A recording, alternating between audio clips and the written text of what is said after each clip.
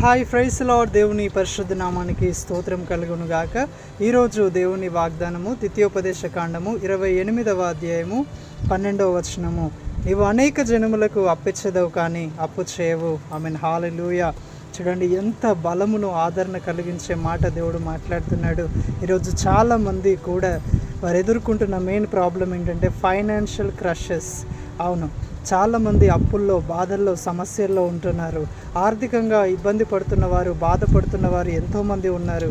ఈ ఆర్థిక సమస్యలు ఎప్పటికైనా నా జీవితంలో తీరుతాయా, ఎప్పటికైనా నేను దీవించబడతానా, ఆశీర్వదించబడతానా అని అనుదినము బాధపడుతున్న వారు ఎంతోమంది. అయితే దేవుడు అంటా ఉన్నాడు ఏంటంటే, నీవు అనేక జనములకు అప్పిచ్చదవు కానీ అప్పు చేయవు. ఈరోజు నీవు వడ్డీలు కట్టడానికి ఇబ్బంది పడుతున్నావేమో, నీ అవసరతలు తీర్చుకోవడానికి ఇబ్బంది పడుతున్నావేమో, నీ అక్కర్లను తీర్చుకోవడానికి ఇబ్బంది పడుతున్నావేమో, శ్రమ పడుతున్నావేమో.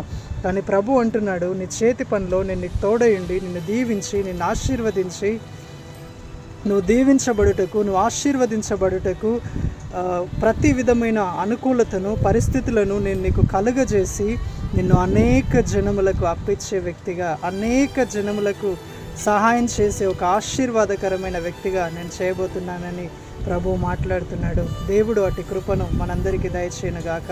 I mean praise Lord. God bless you all.